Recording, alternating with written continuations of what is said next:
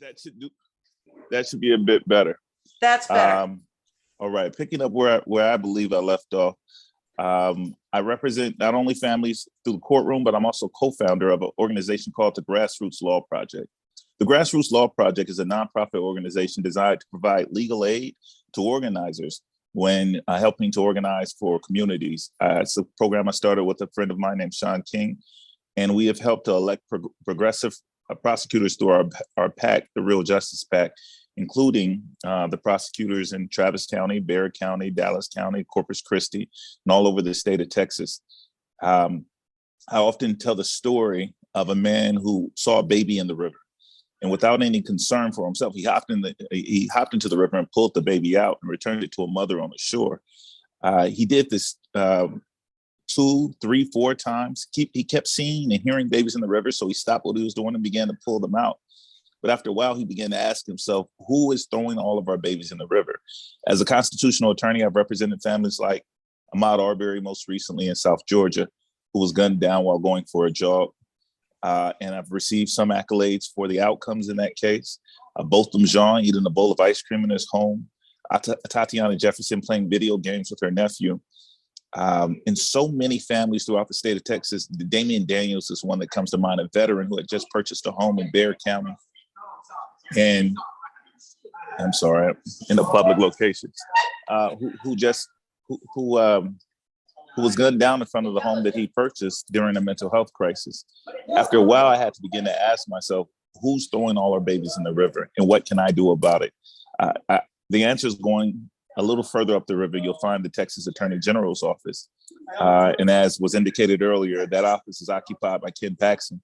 I would like to say that he would sleep at the wheel, but I think that would be giving him a little too much credit. He's not asleep at the wheel. He is running that office into the ground intentionally. The Texas Attorney General's office is supposed to be the people's firm, a firm that advocates for the rights of individuals, but instead that office is going after our public schools, filing dozens of lawsuits, going after women's rights, actively assaulting our most sacred right, our right to participate in elections. Here in Harris County today, I was knocking on doors in the 3rd Ward. I came across the door of a young woman, 78 years young, who cast her mail-in ballot twice and had it rejected both times. She's battling through lung cancer and is undergoing chemotherapy. And her doctors do not allow her to go into public places like voting locations. And so she has been effectively locked out of accessing the ballot. If she wants to correct the issues with her ballot, the law, SB 1, requires that she go into the voting elections office, and she's bedridden. And so the law as it stands is a violation of federal law, of not only the Voting Rights Act, but the Americans with Disabilities Act, which requires that you make reasonable accommodations for people who suffer a disability. A reasonable accommodation will be a 24-hour polling locations for our first responders, for our nighttime workers. Reasonable accommodations would be drive-through polling for our elderly or our infirm. The Texas state legislature, with the backing of the Texas Attorney General's office, has brazenly put itself in direct contrast and contradiction with the protections offered by the federal law. I'm used to this scenario. This is the kind of practice that I've been running as a federal constitutional attorney, advocating for individual rights, advocating for the full constitutional rights of citizens. And we need someone who's willing to fight for the rights of all Texans in the AG's office. I would love to spend some time answering your questions about how I plan to use that office to serve the people of Texas. And more importantly, because a Democrat hasn't held that office in almost 30 years, how I plan to win. We have a strategy of activating the fastest growing voter bloc in Texas. The voters under 30 years old who have increased their voter participation in the last election by 400%, of activating Black and brown voters who often have felt marginalized and left out of the conversation. We're going to reach those voters.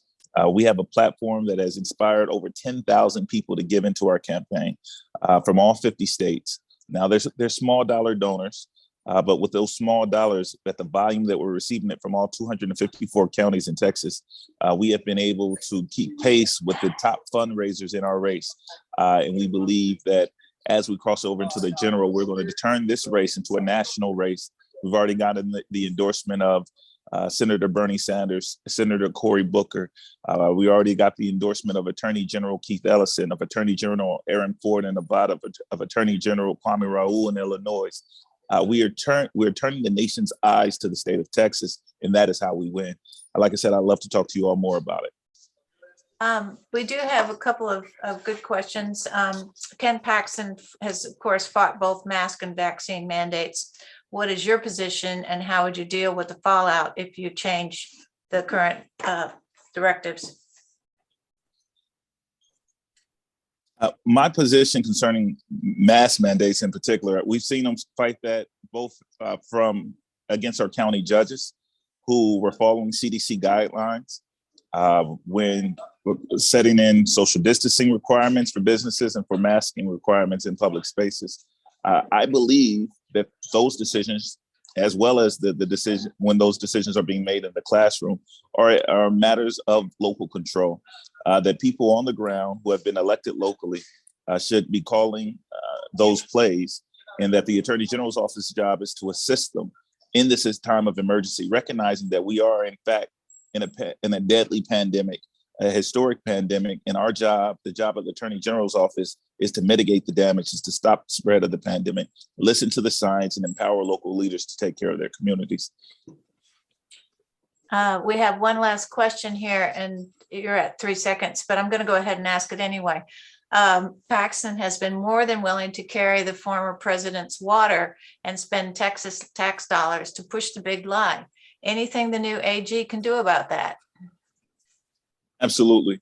The Texas Attorney General's office is supposed to be loyal to the people of Texas. And yes, we've seen our resources squandered by Ken Paxton doing the bidding of Donald Trump. I will fire the former president as a client of the people of Texas. We will no longer support him or his wall or his far right-wing policies, in short.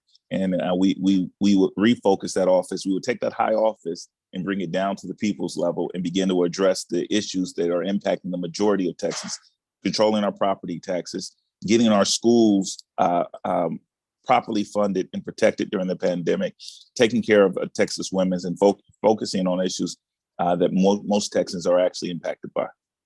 Thank you.